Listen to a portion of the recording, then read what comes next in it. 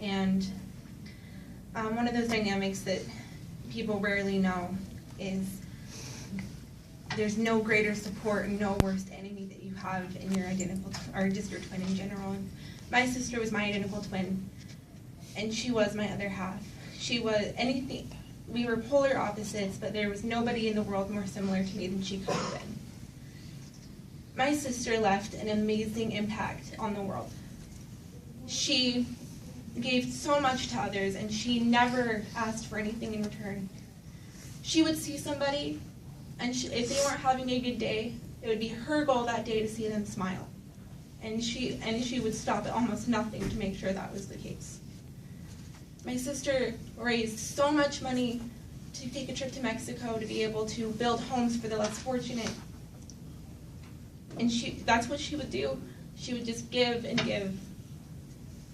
And all of us, her friends and her family, we miss her, and we never realized how blessed we were to have her until now that we don't have her. My sister, she was very intelligent. She wanted to go to LSU in Louisiana to go study a major that I can't even pronounce. And she was part of the FBLA, the debate team, academic decathlon, and for those of you who don't know what that is, she would go take tests on weekends because it was fun. And she was a peer tutor at the elementary school, and she was a Girl Scout leader and mentor with a local troop. And she did all of these things, all of these amazing things to help people grow and to explain the world to other people, and she just touched so many people. She had a job at a hardware store, and she would always laugh when people would come in surprised that a young girl would dare work in a hardware store. And she would try to explain to them how the world was changing, and she, even in a small town that we lived in, made an impact and helped people grow in just the way that they would now understand that girls are allowed to go out and work in hardware stores.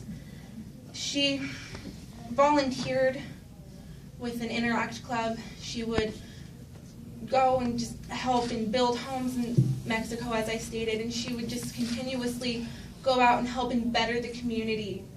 She spent so much time outside trying to learn as much as she possibly could about the world around her. She loved to talk with my grandfather about the beginning of time, the universe and earth, and the possibilities of heaven and religion and anything in between. She enjoyed watching the History Channel with my father, and those are things that they miss dearly and will never get back.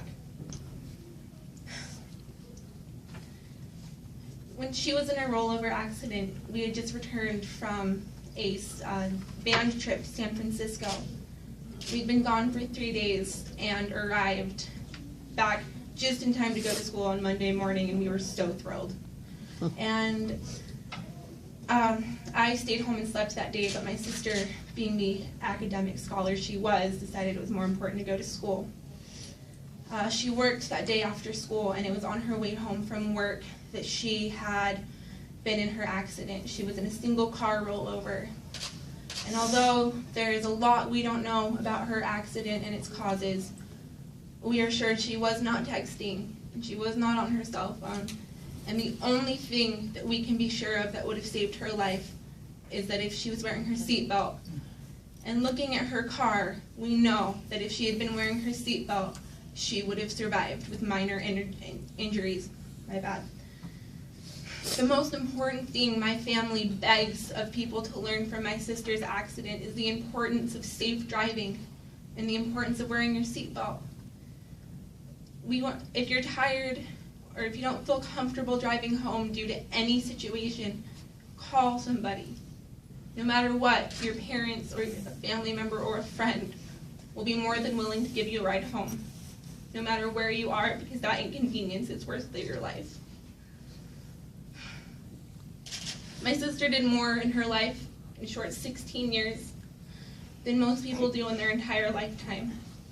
She never wanted to waste a minute.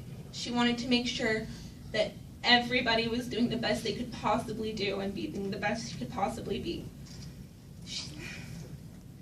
And it's true, the unfinished stories so much of what my sister had set out to do, and so many of her goals were cut short because she just wasn't wearing her seatbelt. And I urge so many people to learn from this and to wear their seatbelts and to do anything possible to prevent their families from suffering the way my family has felt for the past 18 months. Thank you.